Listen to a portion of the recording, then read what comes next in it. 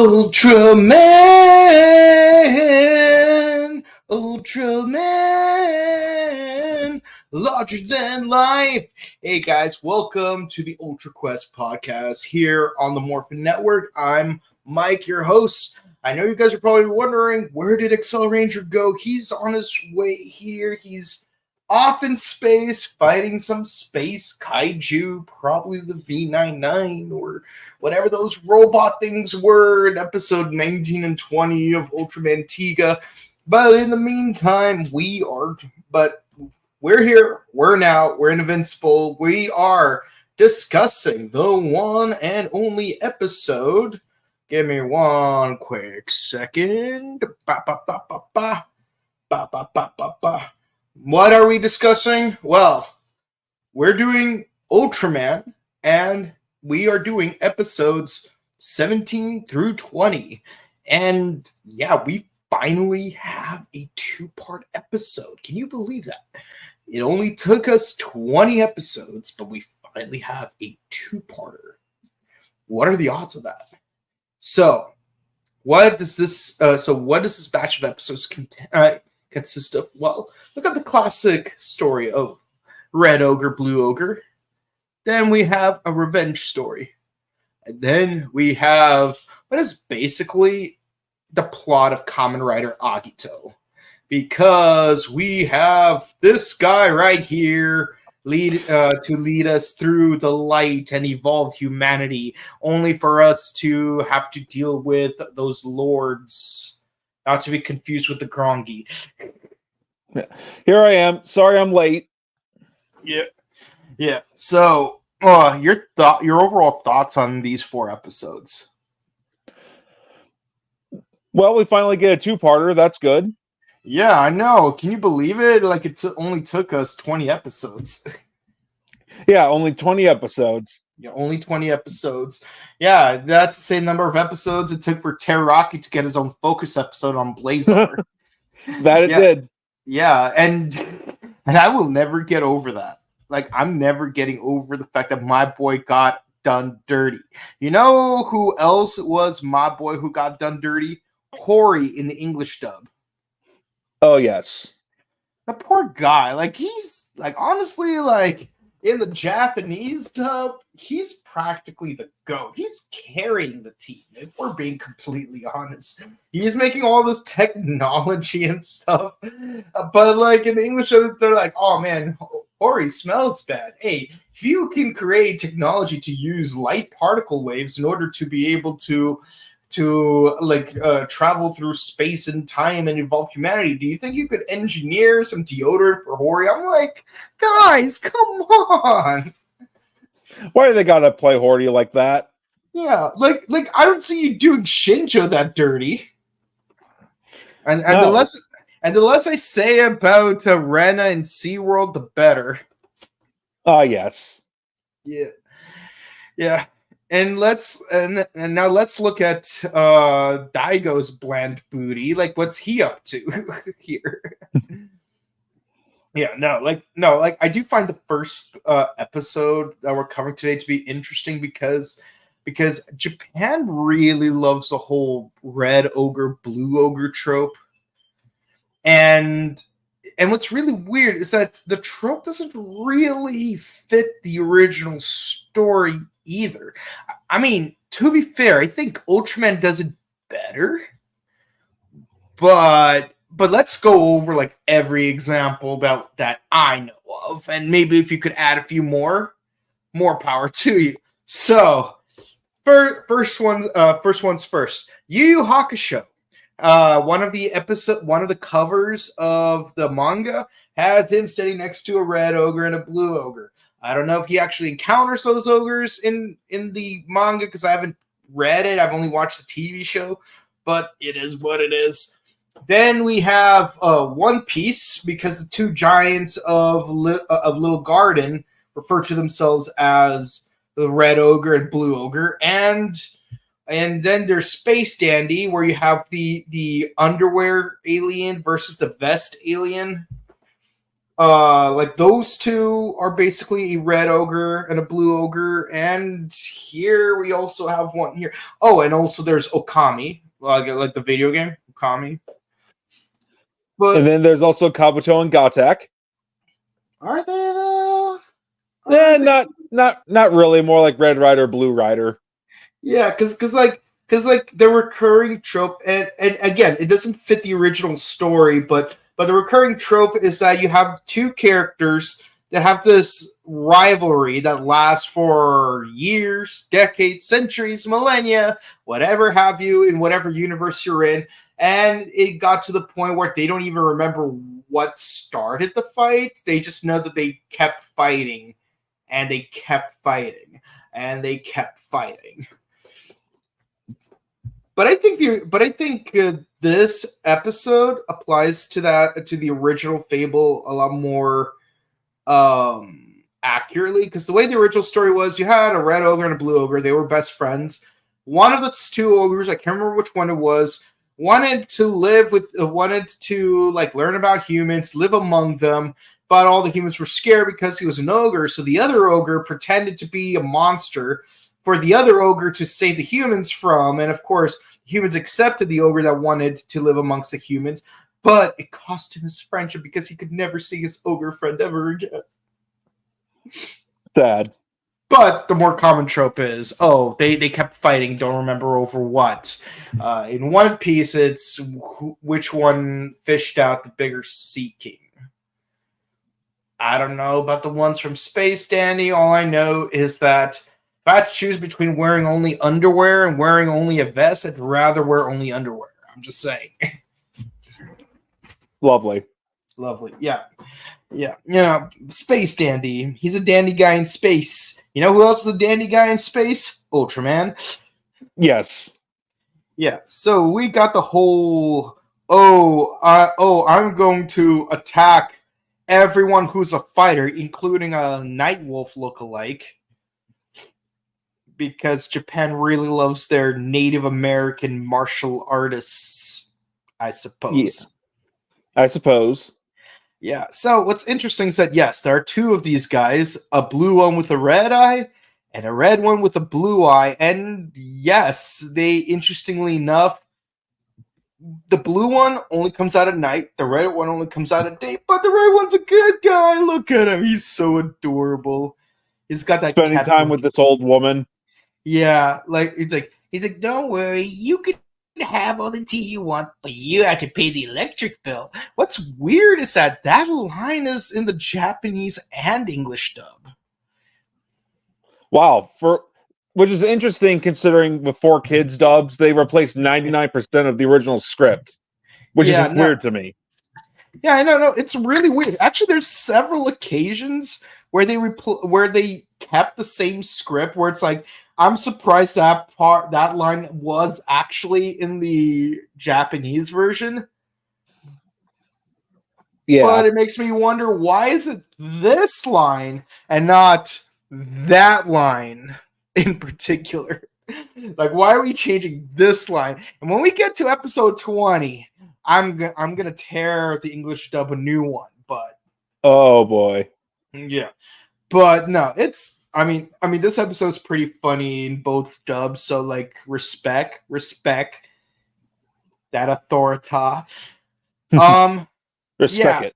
You respect it, yeah. I mean, I wish I had some screenshots of all the other red ogre, blue ogre references in like other media, but not enough time. You know, it took me forever to make cauliflower spaghetti, because apparently making spaghetti out of cauliflower is a lot harder than making penne out of cauliflower.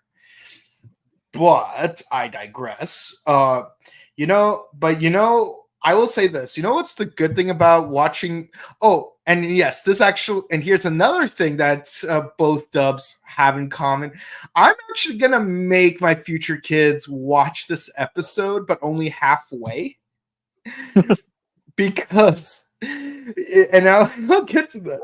So yeah, no, like this, like Red Ogre is like being really nice to the old ladies, carrying her around town. Everyone mistakes him for like, hey, you're harassing this old lady. No, he's a good boy. He's a really good boy. But I'll help you fight into the bad boy. Mm-hmm. Yeah, so basically they know that the Blue Ogre is drawn to fighters, even if they're not real fighters, because let's be honest, some actors are not real fighters, which is good because it's carefully choreographed dance moves. Well, but except it's not actually dancing. Up until, a Cyclobot uses a real sword on Wesley Collins, but I digress. But so they're like, okay, we gotta set a booby trap. Like we're gonna go like full Power Rangers once and always on these guys, but we gotta make sure no one else is making anything remotely similar to fighting. So you got a brother and a sister fighting each other over remote control. And Mom's like, it's like, if you guys aren't careful, Barabas is gonna kidnap you. And they're like, okay, no. I'm like, and they kept that in both versions. Mm-hmm. So I'm gonna make my future kids watch that. If I have 2 kids in the future and they're fighting each other, I'm gonna make them watch that episode, but never have them finish the episode, just so that I could be like, yeah, if you guys keep fighting, an evil robot kaiju from space is going to kidnap the both of you and force your bodies to melt into like a rock tree thing. But what I'm surprised the English dub didn't do is like make the kids continue fighting. It's like, you have it. No, you have it. No, you have it. No, you have it. It's like, hi, am I sensing some fighting going on? Oh no, it's Barabas, run! Counterintuitive, but it gets results done. What were some of your favorite moments in this episode? Oh man, it's been a long time since I last watched Tiga, but that's a good question. Do you have more screenshots of this episode? Yes, I do actually. Yeah. Oh yeah. So while everyone else is trying to lure out Baraba, Hori is keeping an eye on Red Ogre, because I forgot his name. And while he was taking a shower, and yes, this was in both dubs, by the way, turns out she let him get away. He's like, oh man, they're gonna kill me. Don't worry, Hori, at least you smell nice. I feel so bad for the guy. I don't know. He talk big game like, I'm gonna keep an eye on the Red Ogre while you guys lure out the Blue Ogre, because that way I can make sure he has an alibi. I know that he is keeping cool, and more importantly, I'm making sure that the old lady is safe just in case. But then he kind of defeats, and they're like, well, Hori, we are putting a lot of stock into you. Better not let us down. And poor guy, man. Poor guy. I feel sorry for him. Yeah, it wasn't like, as far as like favorite moments go, it was amusing to see her on the red alien riding around town, and Guts is like, are you harassing her? Oh no, he's a very good boy. I even taught him to not use violence in order to protect other people. And there were a bunch of teenagers harassing her. Like one thing I'm glad they did change in the dub is that in the Japanese version, the teenagers did tell the lady to jump off the bridge. So yeah, no bueno. Yeah. Yeah, no. Those teenagers give Bancho a bad name. They're not even dressed Bancho. Like they're like if Bancho was 1970s Gucci, these teenagers would be modern day Gucci, which is just slap the logo on a t-shirt and mark it up for $700 and call it a day. Yeah. I also actually really like the design of both the red and blue aliens. Oh, absolutely. Their calves are very chunky. Yeah, and I also like the effect like the light effect that goes on in their eyes. Oh, absolutely, yeah. Plus, I love how like they have the contrast of having like blue with red eye, red with blue eye, and kind of like Kabuto and Gatek. Yeah, kind of makes me want to. Yeah, because they have that as well. Yeah. Yeah, because Kabuto was red with blue eyes, whereas Gatak was blue with red eyes. Meanwhile, Stag Phone is red, while Kabuto Phone is blue. It's Bizarro Kabuto. Yeah, in phone form. Yeah, now it'd be weird seeing them switch color schemes because generally I struggle seeing. It's kind of weird because it's like sometimes I have a hard time imagining a blue rhinoceros beetle with a red stag beetle. I know in King Ultra we have a red stag beetle, Juko B Fighter we have a blue rhinoceros beetle, but put them together it just looks weird. Yeah, it's like I said, it's like Bizarro Kabuto. Yeah. And Gatak. Yeah, when you have both a rhinoceros beetle and a stag beetle together, I'm sorry, but the rhinoceros beetle needs to be red, the stag beetle needs to be blue. Like the Go Riders and Hurricaneger. Yeah, exactly. Yeah, they got Crimson and Navy going for them. Kabuto and Gatak. Go Busters, they're gold and silver. I can respect that. Yeah. Well, they were also gold and silver in B Fighter Kabuto. Yeah, they were. Oh, but in Kabutak, they're red and green. That's true. Never seen Robotac though, because no. In fact, for Kabutak, I've only ever seen the Christmas special where he teams up with Blue Beat and Gold Beat. Yeah, I've seen the clip of that. I saw the entire special back when YouTube was cool. Back when YouTube was cool. Okay, but yeah, no, it's like like the dark is the red one's weakness, and the light is the blue one's weakness. So naturally, Tiga being a bang of light, it's pretty easy. And snow starts falling, so I'm guessing this is a Christmas episode. I guess. Did it? Hold on. I know for sure that what's it called? That Halloween episode 7, or is it episode 8? I think it's episode 8. That one episode did air right just before Halloween that year on the Fox box. So let me think for a moment. 8 plus 8 plus 1. No, hold on. Actually, let me take a look for a moment. Hold on. 2002 calendar.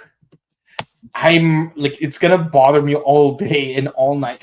Okay, so if episode 8 aired on the 26th of October, which it did, and that means we got 1, 2, 3, wait, hold on, 9, 10, 11, 12, 13, 14, 15, 16. This episode aired on December 21st. What a coincidence. Not. Yep. Oh, how convenient. We got a Halloween episode just before Halloween, and then we have a Christmas episode just before Christmas.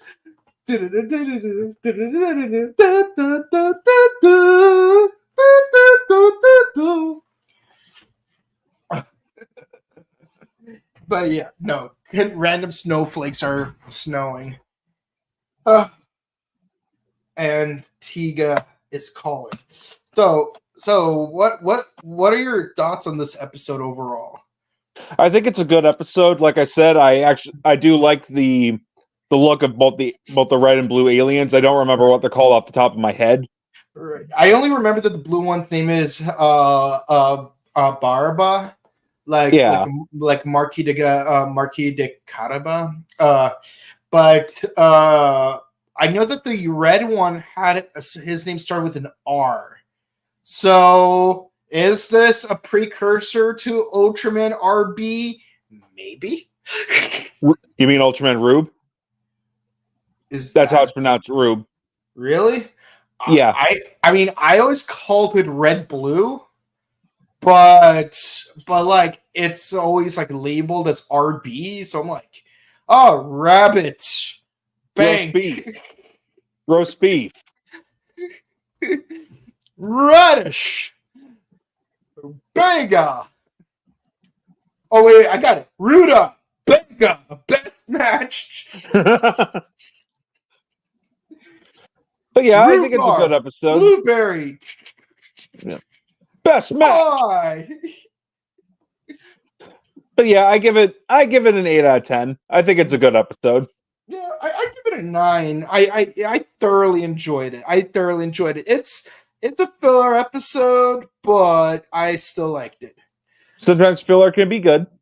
Yeah, some filler can be good. Like it's like, I mean, I was like really worried about me losing my stamina throughout Tiga because like so many like episodic one-off episodes, and of course like we do mix things up a little bit later in this episode, but as far as one-off episodes go, I like this one. I certainly enjoyed it better than some of the previous episodes I've seen. Yeah, it's a good episode. Plus, much like before, we have human-sized kaiju. Such a shame we don't see a human-sized Tiga like we did in episode 13, which was a great episode. Was a fantastic episode.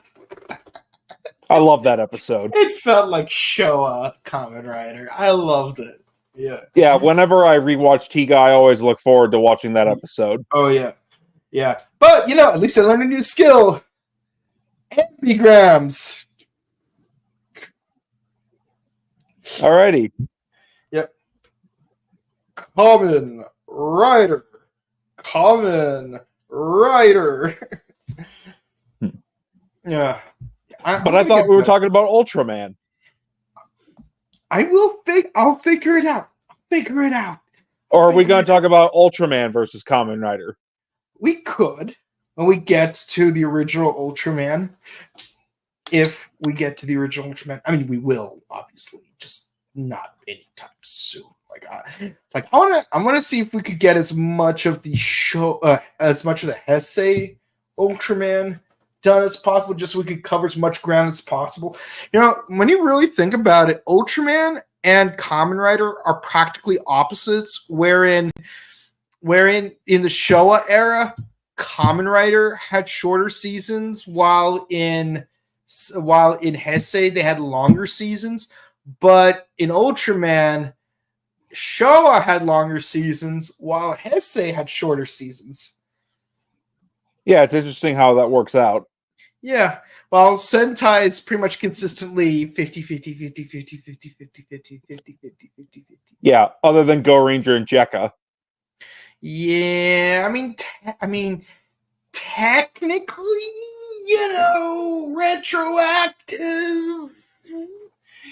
retroactive Spider-Man. He was not before, but he is now. Marvel had some hands in this. Yep. Change Rio, pardon. Honestly, Saban's Master Rider, plot-wise, was closer to Spider-Man than it was to Black RX. Isn't that weird? Yeah, that is kind of weird. Because you got an alien who looks like a human, who evolved from a species of arthropoda, adopted by a family with multiple siblings, and he can communicate telepathically to other arthropoda, and he has to fight aliens that ravage his homeworld by using arthropod-related powers, and he has the help of a motorcycle and an automobile. Yeah. Yeah, it is kind of similar to Japanese Spider-Man than it is Black RX. What's going on here? The only thing missing is if at some point Spider-Man teams up with either Jaka or Battle Fever J. And actually, it'd be funny if Spider-Man had a backdoor pilot for Battle Fever J, because then it would be a complete reversal of Saban's Master Rider, where it's like, oh, this version of Power Rangers was a backdoor pilot for this version of Kamen Rider. While here, this not Kamen Rider had a backdoor pilot for this version of Power Rangers. Complete reversal. Yeah, it'd be interesting if it worked out like that. Yep. Okay. Yeah. So episode 16, not much to say. They have a new drill. There's a volcanic eruption that causes a lot of damage to a nearby lodging town, and turns out it was a monster from the first episode, and he wants revenge. And he almost has it, but then he doesn't. And that's pretty much all there is to the episode. Yeah, so Golza comes back. This time it's Fire Golza, and he wants revenge on Tiga. Aside from the continuity from the first episode, there really isn't much to say about this episode. But hey, we finally got revenge for destroying the pyramid. Mm-hmm. Yep, and then he ends up throwing Golza into the volcano to finish him off. Which is ironic, considering the volcanoes would give him his powers. Isn't that weird? Which is probably why we see him again in Ultraman Dyna. God damn it.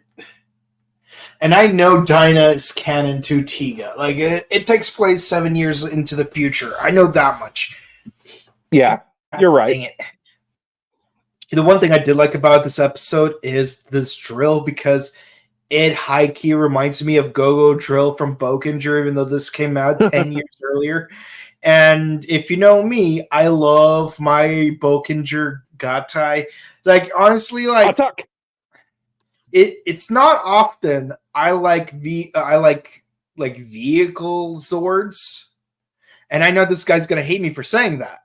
But how dare you? As far I know you love your RV Robo and your VRV Robo and your Turbo Robo, but the thing is, the thing I like about, like, if there was one vehicle Gatai I really like, it's Bokenger's.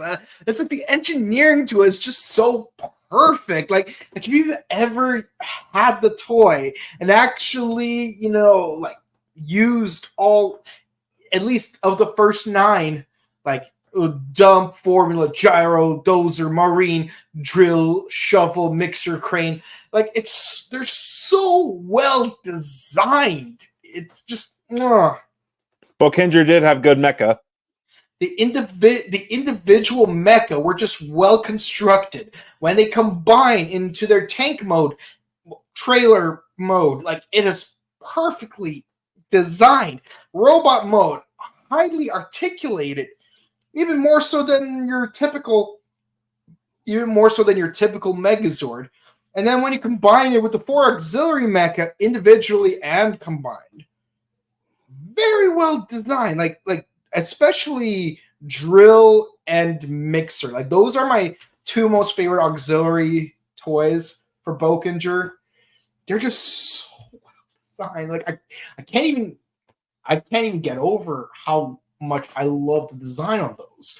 And then when you combine them all together, it's just beautiful, and it doesn't take away from its articulation for the most part. Jet kind of takes a little bit away from it, but you gotta have your obligatory Ultra Sword. That's fine, whatever. But the toy designs are just so perfect. And that's the thing I love about the drill from this episode. It reminds me of Go-Go Drill retroactively. I can see why. It's orange. It's got a drill on the front. It was Boken Drill before Boken Drill. Yep. The only thing missing is the chrome treads in the back. and that giant peg hole at the bottom to make it attached to the arm of the Go-Go Dump. Good times. But unfortunately, it's pretty much ineffectual against Garza. But Ultraman defeats Garza. Who cares? It's 4 kids. So, Mr. Kaiba, see this rice ball? Now it's a burger. Now it's a cheeseburger. See, Mr. Kaiba, it's the added dairy that makes it America. I wonder whatever happened to Benji Keith. Don't stop believing in America. I still love that one. That line still lives in my head rent free. Pegasus, I pledge allegiance to your death. It's like you could have said, I will kill you in America. You could say, I will be your destruction in America. You will die in America. Anything. But he ends up saying, I pledge allegiance to your death. What is it about saying I pledge allegiance? That makes it funnier. Oh man, even the actual 4 kids voice actors can't resist how hilarious that line is. And yes, I am still working on my Malik. No, not my Malik, my Melvin voice. So like I will get it eventually. Don't worry about it. Speaking of Melvin, what lives rent-free in my head is when he's trying to figure out the combinations to the door. Stab! Kill! Mute! There's not enough characters. And then what? 1-1-1-1. Access denied. 1-1-1-2. Access denied. And then 9-9-9-8. Access denied. 9-9-9-9. Access approved. Excellent. It turns out it was. I love how he tried all 9,999 combinations for the door. He didn't do 0001. That we know of. Can you imagine? Well, if he starts with 1-1-1-1, that means he skipped all the zeros. So I suppose he used 8,888 combinations then, but still, it's funny how he went through basically all the possible combinations, and it ends up being 9999. See, guys, ladies and gentlemen of the audience, let this be a lesson. If you are going to go through every possible combination in order, do it in reverse order. Start with 99999 and work your way backwards, because it would be pretty embarrassing if it turns out that you start from 0001 and the combination turns out to be 9999.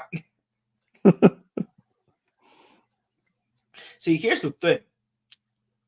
Ever since I saw that one episode of Batman where Barbara Gordon has to rescue Bruce Wayne, before she becomes Batgirl, I've had this habit of if I'm opening a door using a button combination, like on a keypad, I use my palm to smear the entire pad, just in case if someone tries to pull a MacGyver from MacGyver season 2 episode 1, where they try to expose where the fingerprints are and narrow a billion possible combination down to 10,000 possible combinations. Yeah. I'm not paranoid. I just learn my lessons. Clearly. But yeah, so what are your thoughts on this episode? I think it's cool to see Golza again. And I thought it was a good fight and an interesting way to finish him off, throwing him into the volcano. I give it a 9 out of 10. I think it was a good episode. I didn't even recognize it was Goldza right away until one of the characters brought it up. I thought they brought back like the monster from episode 2. Gakuma? No, Yeah. no, we never see Gakuma ever again. Yeah, because they both had that whole Godzilla archetypical anatomy. So Yeah. you know, so like but the thing is that one, you know, like is more known for being underground and stuff. So like I assumed that was the case, but they're like, oh no, it's Garza again from episode 1. He destroyed the Pyramid of Light. I'm like, oh my god, he's the one who defeated Anubis from Yu-Gi-Oh! The movie? Yes. Now I'm imagining, yes, what if it wasn't Yugi, it was Golza. Imagine if Anubis from Yu-Gi-Oh! The movie actually did have an Ultraman deck. I summon Being of Light Tiga in attack mode. Well, there's Elemental Hero Neos in GX. Oh yeah, no, absolutely. And in Ben 10 we have Way Big. Mm-hmm. What I love about Way Big is that his base form looks like the original Ultraman, but when he uses the Ultimatrix, Ultimate Way Big is a reference to Tiga specifically, so that's really cool. And he's also got Taro's horns. Yeah. Oh, I want to take a look at a picture of it one more time because I've only ever seen it the one time. Ultimate Way Big. Oh man, he looks so pretty. He is so pretty. Oh, but he looks better in the actual show rather than the wiki. There we go. Oh man, this looks so good. This looks so good. And I like the fin. It's like way more exaggerated too. But you're right. He's got Taro's horns. Mm-hmm. It's Taga, Ultraman Taga. Is that Taro and Tiga fused together? Did Orb do a Tiga Taro combination? Well, he had the cards for it, but he never does it. Because like I know like he uses cards for other Ultraman, fuses them together basically, but like I don't know like the mechanics of that because I never watched Orb. I just know he has that orb ring, like passes the card through the ring, which honestly seems kind of like an inconvenience because it's like if you're gonna use a card scanner, maybe you might want to make it, I don't know, smaller. I don't know. That's just how it works. He just gets out the orb ring, scans his cards, and he's good to go. Yeah, I mean, you'd think with a ring that big, you'd think like the ring itself would be the transformation device. You know, sort of like the Ultra Transform Orb or something like that, and just call it a day. Like even like Tiga, like he's got that little sonic screwdriver thing. It's like the spark lens. Yeah. Even Blazar has like a Blazar brace. And it's like, oh look, it fits into my forearm. It's very simple design, doesn't get in the way. The orb ring is pretty big. Yeah. Well, you know, Bandai's got to make that money off the gimmicks. Yeah, more importantly, it needs to make money off the plastic it's using to make the gimmicks. Mm-hmm. Yeah, so for me, this episode, I'll give it an 8.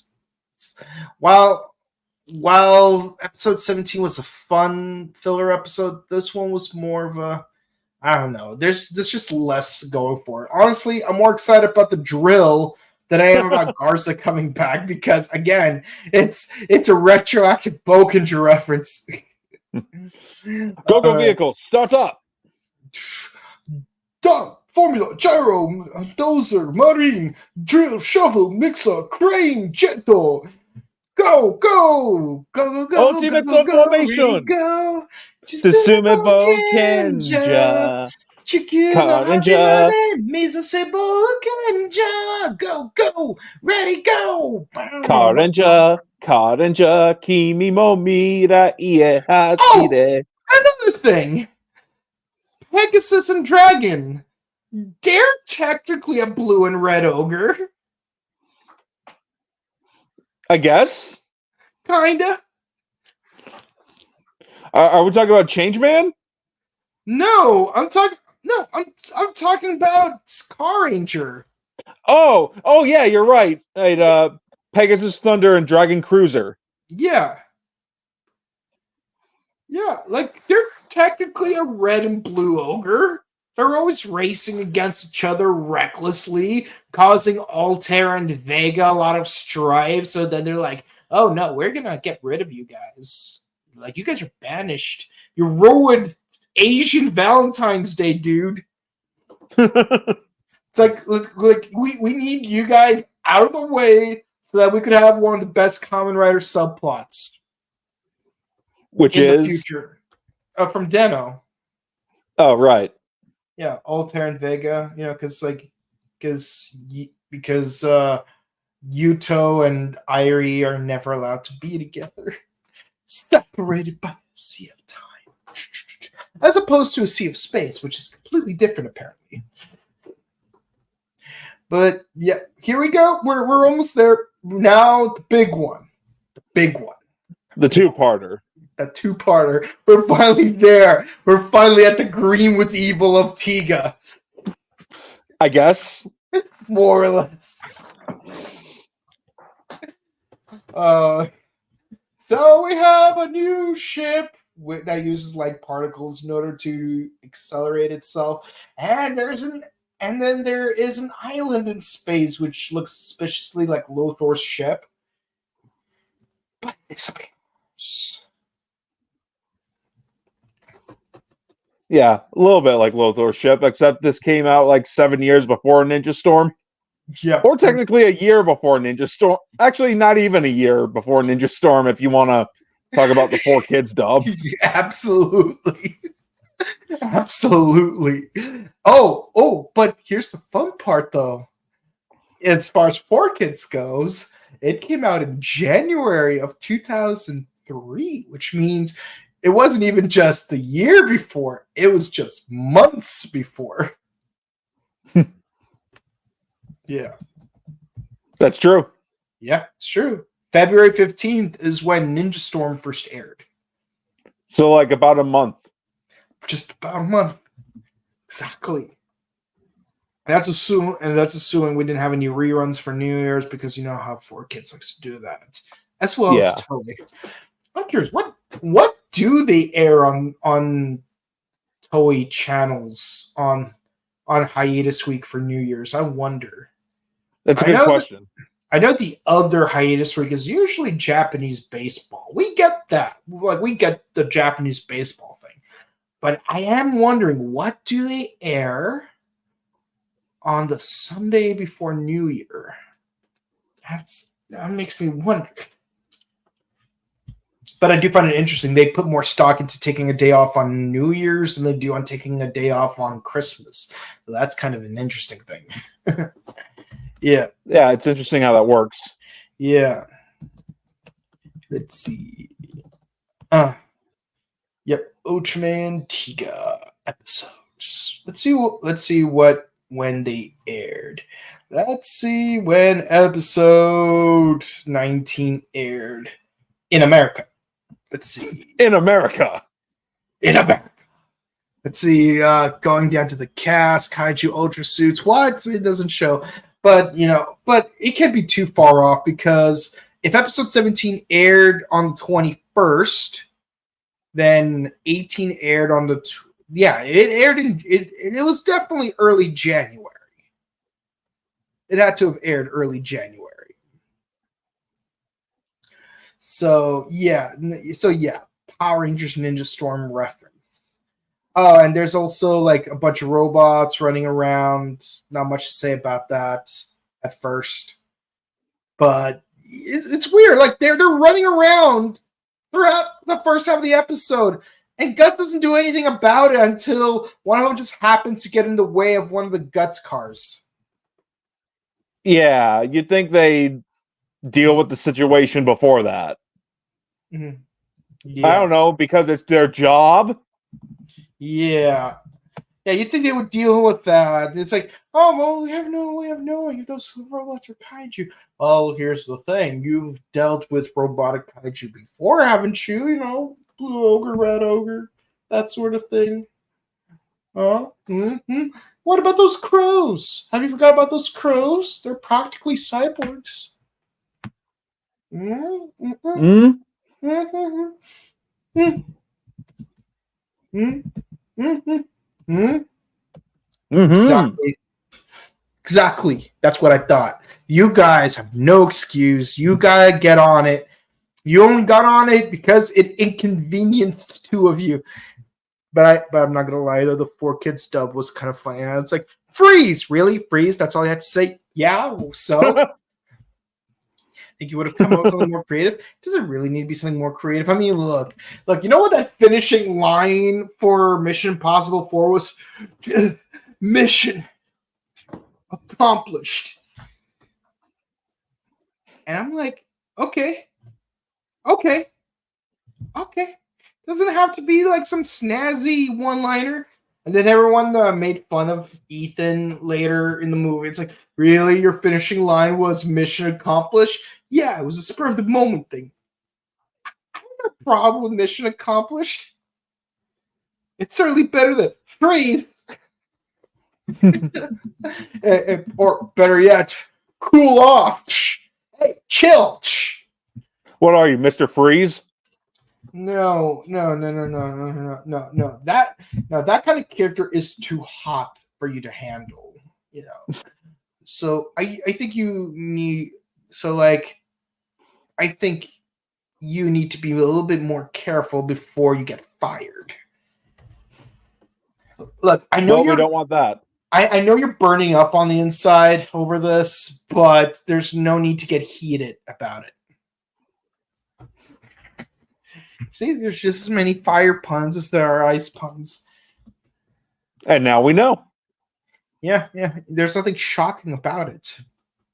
Oh, so we're going to go on to electricity puns now?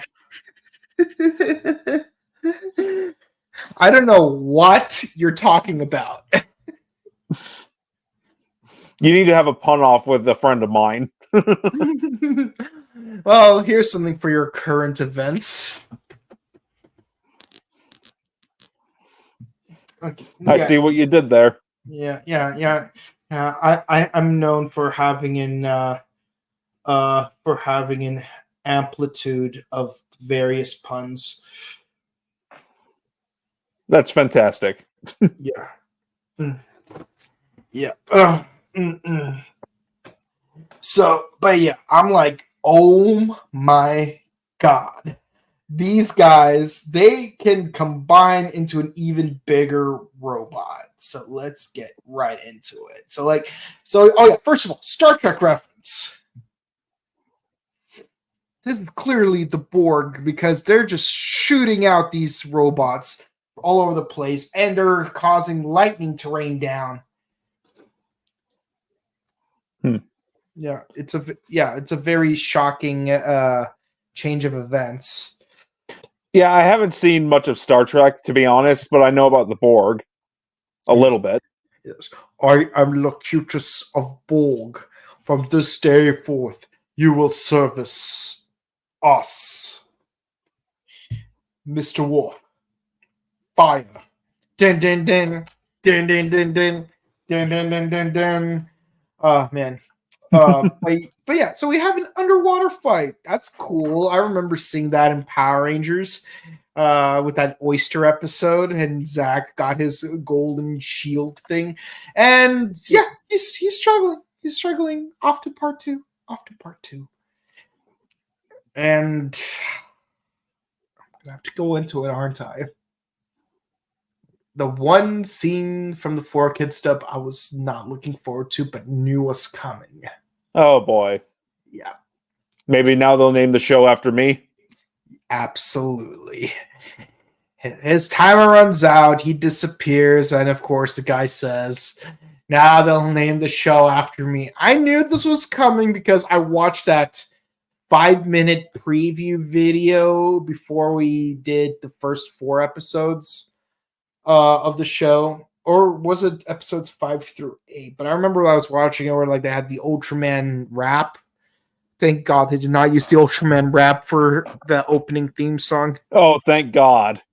It's still not as bad as Fighting Foodon's theme song, but it's still pretty bad. Like if your two options are cool and mid, use cool. If your two options are mid and cringe, definitely go with mid. But if your options are cringe versus Fighting Foodons, well, some cringe is better than a lot of cringe, I suppose. I suppose. Yeah, no, I'm not gonna let go of my claim that Fighting Foodons had the worst opening theme song of all the 4Kids shows. But is it the worst opening theme song of all time? Probably. Although I would have to rewatch the American live action Sailor Moon just to make sure. Oh, I bet you don't even remember that existed. There was an American live action Wait, are you talking about the one to where it's half animation, half... Yeah, the one and one of them's in a wheelchair. Yeah, with the terrible acting. Are you all right? Yeah, and Serena herself looks like she was supposed to be Pamela Anderson in a schoolgirl uniform. Like, honestly, like when I see the screenshot of it, like that's the first thing that comes to my mind. Like Pamela Anderson, like dressed up as Sailor Moon, and not even a good Sailor Moon costume, just like a generic, like Sailor uniform. And the crazy part is these characters are still teenagers. Yeah, they sure are. Mm-hmm. Yeah, no, I'd rather watch the fully animated Deke dub than watch that. But the point is, I need to rewatch the theme song of that to make sure I can properly litmus how bad the Fighting Foodon's theme song is. But it's pretty low down there because, again, you just took Orpheus and Underworld and then just added lyrics to it. Yeah. I mean, imagine if you did Kirby with Le Toreador. Kirby is a pink blob who sends everything that you try to throw at him, and he'll send it back. See, I cannot even try to improv this because this theme song is so cringe to me. Well, if it's cringe, then don't do it. I wish that I could do what you just said, but Mama said you may as well double down. Why can I not change the subject back to Ultraman?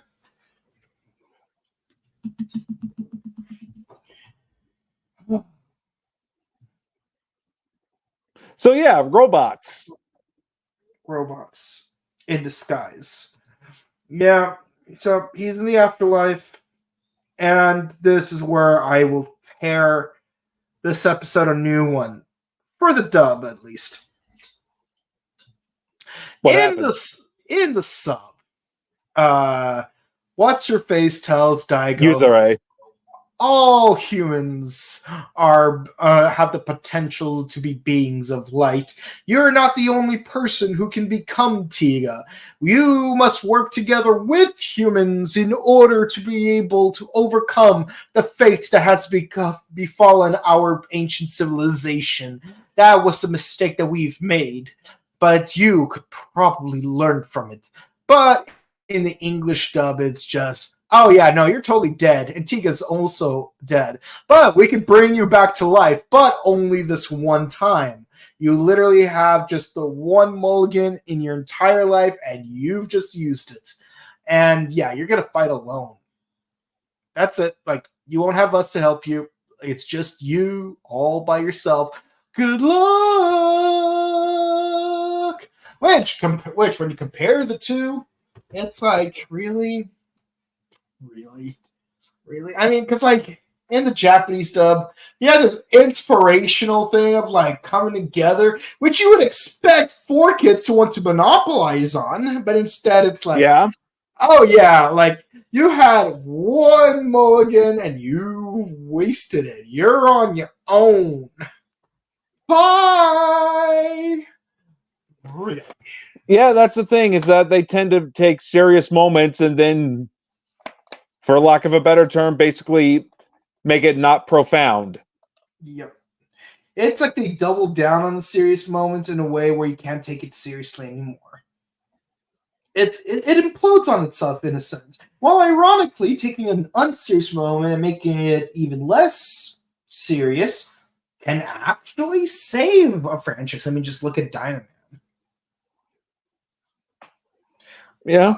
I'm not even joking. Like, freaking, give me a minute.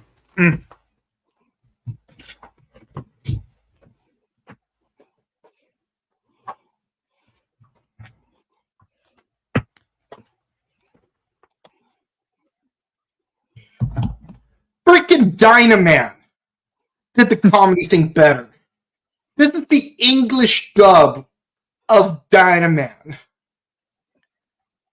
The freaking English dub that only had 6 episodes, where the Black Ranger has a rich uncle from Pluto who gives him a nuclear power plant as a birthday present. And yet this handles both serious and goofy moments better than Tiga did. That's 4 kids for you. That's 4 kids for you.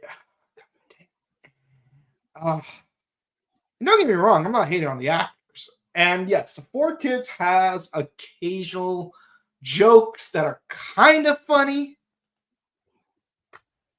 They're just not very consistent with it. Yu-Gi-Oh! Had great moments. Yu-Gi-Oh! Had great funny moments, even in the English dub. Again, Mr. Pigs would like to have a few words with you.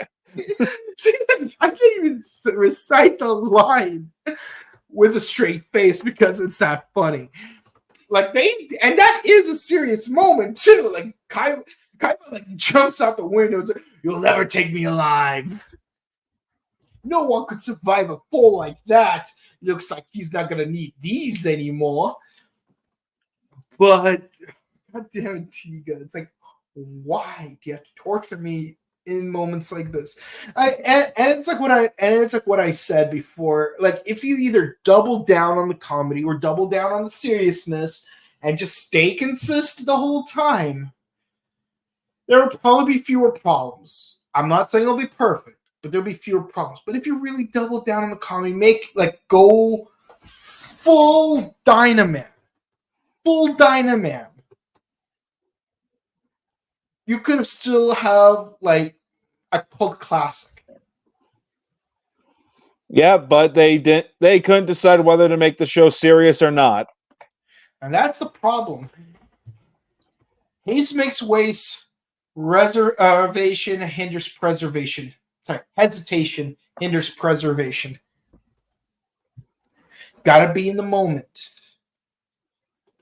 Can't just be. It's like that Shakespeare minstrel song. Sigh no more, ladies, sigh no more. Men were deceivers ever. One foot at sea, the other at shore. To one thing constant never. That's the issue with this show in the English dub. It has one foot in drama, the other in comedy. To neither constant ever. And the thing is, look, you can have like comedic moments in a more serious thing. Like, I mean, just look at Power Rangers RPM. Like that, like Power Rangers perfected that before Neo Saban kind of ruined it. The Neo Saban seasons were garbage. Yeah. I mean, except Dino Charge. First half of Dino Charge. Dino Supercharge. Yeah, no. Beast Morphers was pretty decent. It could be better, but it could have also been worse. Dino Fury to me was garbage. Cosmic Fury had promise, but some decisions should have been different. Yeah. Like, I'm gonna say it now. Like, freaking, they should have, like, even if they kept the suits that they have in the final product, They should have made Ion a Yellow Ranger instead of Gold because he always pilots the Yellow Dorado Zord, so you may as well just make him the Yellow Ranger. Plus, he doesn't stand out like a Sixth Ranger normally would, or like how he did in the past 2 seasons. Like he's acting like he's part of the core team. You may as well make him part of the core team. Make him the Yellow Ranger.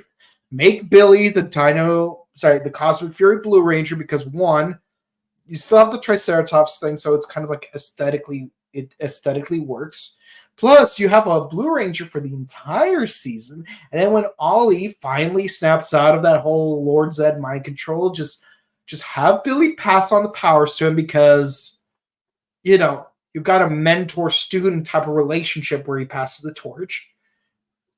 Something that Billy, I wish they did more with Billy when he passed his powers on to Tanya. But the point is, you'd have a core yellow and a core blue, so you got red, blue, yellow, green, and black Ranger together.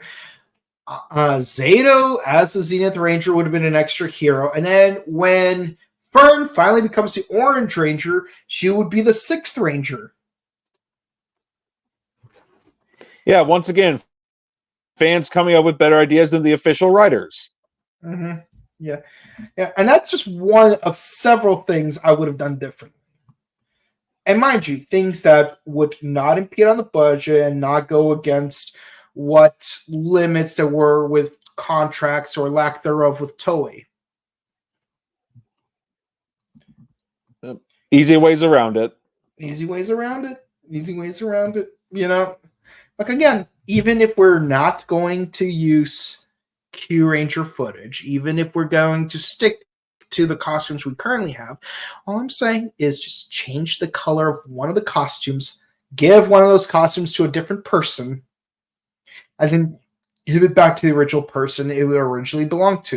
And of course you could say, well, too much blue energy and whatnot, but technically it's not even the same blue energy though. No. Yeah, so there's that.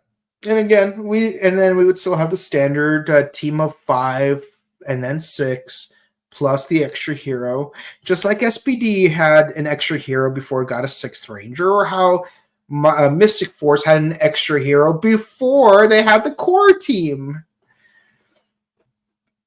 But yeah, no, it's okay. So everyone else is trapped on the island because the island is sending out the robots, and they have that experimental ship. But our science boy, who rarely gets any attention, figures out, hey, we took one of the robots that we took into custody and learned that it has a thing about light, which apparently is a recurring thing. Apparently the weakness to a lot of bad guys here is light. How convenient. How convenient, yeah. And how convenient that we have a character who's literally made out of light because he's a descendant of a civilization where humans evolved from light waves instead of primates. Still trying to figure that one out, but here we are. It's Toku logic. So yeah, he goes off into space, tries to do the Minimus Maximus thing where he uses himself as a diversion so that the others could escape, and it works. But then all the robots combine once more into a giant mecha, I guess. And yeah, he uses the power of light in order to destroy Lothor's ship. Not much to say about it. No. It's like, oh, humans are evolving too quickly because they're using Tiga technology that should not exist. But it's like, so basically, you're trying to do Kamen Rider Agito. Before Kamen Rider Agito. Yes, retroactively. You're trying to do Kamen Rider Agito. It must really suck to be a human in Kamen Rider because either A, you're not allowed to evolve because some kaijin is against you evolving. But even when members of your own species do evolve, they see you as inferior and try to bring you to extinction. Kamen Rider Fights. Mm-hmm. So between Akito and Faiz, there's no winning. I'll see you guys in the mirror world, which is the one season in between those two seasons. Yep. Get vented. Oh, okay, so your thoughts on this 2-part episode? I think it's a good two-parter. It's the robot designs are interesting. It's interesting how they come together. It reminds me of the Craterite invasion in Power Rangers in Space, to where they're all like 6 foot tall, but they can come together to form a giant. Yep. And for me, yeah, again, why did Guts not take care of it sooner? It's like we see those robots show up for a while before they do anything about it. And even the news reports say that these robots have been showing up for a while. Yeah, you think that they take care of it as soon as it was first happening. Yep. So what score would you give this episode? I give them both a 9 out of 10. I agree. Yeah. I'm still waiting to see if there's like an overarching thing going on, because again, it's like this 2-part episode. While it's great to mix things up and actually have a 2-parter, it just feels weird that like we still don't have like an overarching story to keep us going. Like even Blazar, it's like, yeah, the ending fizzled out, but at least we had an overarching story of like, oh, the V99, what's going on there? What is the GGF hiding from us? And yeah, I mean, yeah, the ending was lackluster, but at least they were cooking something. They were cooking. The stew we got wasn't all that tasty, but at least we got to see them cook. Here, it's like, oh, chopping vegetables. Occasionally, you have Hori grating cheese, but then chopping vegetables. It's like, when are we going to get to the actual stew? Near the end. Damn it. That means we still have another, 24 more episodes before we get to the actual meat of the season. Something like that.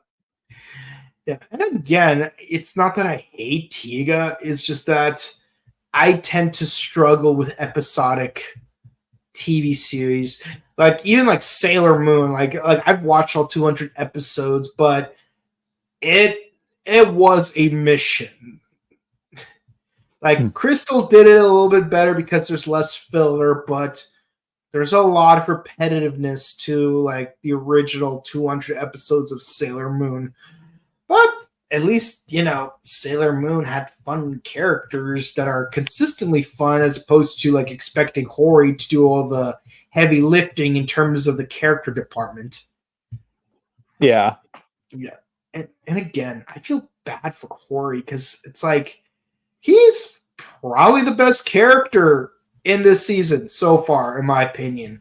But like the dub, which thankfully only has 23 episodes available, I know more were made, but maybe more of them aired, but we only can find those first 23 episodes anywhere on the internet. And yeah, it's like on one hand, thank goodness that it's almost over for the English dub, because I cannot imagine how much more they're going to torture my poor guy Hori. But on the other hand, I'm not going to have as much material to rage about in between those little moments of the Japanese dub. So it's a mixed bag, guys. Mixed bag. Man, if we had an anime channel, I would love to go into season 0 of Yu-Gi-Oh! Just because. But yeah, so yeah, I'd say 9 out of 10 for both episodes here. Again, cool underwater fight. love the philosophical moment in the Japanese dub, hate the nihilistic moment in the English dub, and stop giving Hori crap. Come on. He doesn't smell that bad. I'm sure he showers regularly. Yeah, it's like they made like 7 Hori smelling bad jokes in a matter of 4 minutes. That's how bad it is. Wow. And I'm just like, come on, guys. Lay off the man. Like, Shinjo, you barely have any personality. Rana, you have a dolphin obsession that's even worse than a Dyna Blue. Again, Dynaman. Dynaman. Dynaman. Or Bakuhatsu do wo. They said you made a mess of their secret lair. No way, we will study. I know, you are well-behaved, good-looking Japanese teenagers of all walks of life. Party crashing isn't new to the forces of evil. In fact, they've crashed the first party since before recorded time. Before Madonna? Yes, even before ZZ Top. Why, I remember when I was a college student in North or South Dakota, depending on which way the camera was facing. Man, I'm going to have to rewatch Dynaman tonight because it was that hilarious. The one thing I hate is that on the DVD, the episodes did air or were... the episodes are out of order, so yeah, that part kind of sucks. So I think they did episode 3 last instead of third. But hey, man, episode 2 is my favorite. So it is what it is. Yeah. So let's go to the comments, shall we? Red ogre, blue ogre, exactly. Like, I love the whole 2 ogres thing. The English dub did Hori dirty. Or smelly, to be more precise. Ain't that the truth? Ain't that the truth? Poor Hori, man. God damn it, to have 4 kids. Yeah. Lol, Lothor. I still can't get over that. Okay, last comment of the night. You can't evolve into an Agito, and if someone else does evolve into an Orphanok, they come after you humans. Yeah, can't win. And stick tentacles down your mouth and touch your heart. Yeah. But not in a good way. Yeah. It's like he touched my heart.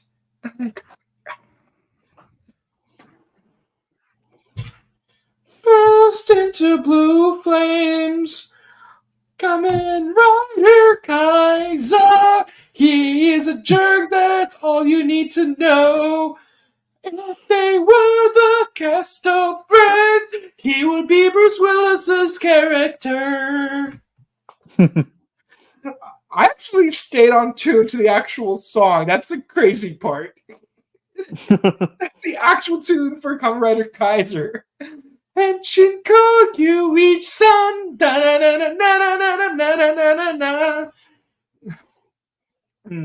I love the Fives musical. Oh, good times, good times. But yeah, so that's it for the comments, guys. Thank you guys so much for watching. Please be sure to comment, like, and subscribe to us on YouTube, Facebook, Twitter, Instagram. Ding the bell icon to stay notified for our latest videos. Please also be sure to share our videos to your friends and family because it helps us get through the algorithms and reach out to more people that may enjoy our content. And we want to thank you guys for participating in that content. You also check out our sister channel, The Buttery Show, where we do movie reviews, video game news. On our main channel, the Morphin Network, we do Ultraman Tiga on Mondays, Kamen Rider Gotchard on Wednesdays, Bakuage Sentai Boom Boomger on Thursdays, and we're doing the first episode this week, so stay tuned for that. And on Sundays, we are doing Kamen Rider Kiva last night, so be sure to tune into that. If you want to check us out at in person, I will be at Robo Toy Fest on June. It is where they held Japan World Heroes last year, so you know where it is. You can find me at Robo Toy Fest, and I'm pretty sure you can find the both of us at Power Morphicon at the Pasadena Convention Center this August. Indeed. Yep. Any other in-person events that you're going to be participating in, or just? I'll be at G Fest. Oh, nice. Yeah. So if you're going to be at G-Fest, you can say hi to Excel Ranger. And if you want to check out our personal content, you can find him on YouTube at Excel Ranger. You can find me on Instagram at Boken_Kawato and on Twitch at twitch.tv/BokenKawato. Tomorrow, I will be continuing my streams for Mega Man Battle Network, Battle Routine, Set, Execute. There we go. And with all that said, guys, thank you guys so much for watching. And make sure you have a safe week. I know it's only Monday, but we'll all get through it and we'll have fun along the way because we got 3 other shows this week as we have 4 shows every week. So stick around for that. And we'll see you guys next time. Bye. See ya.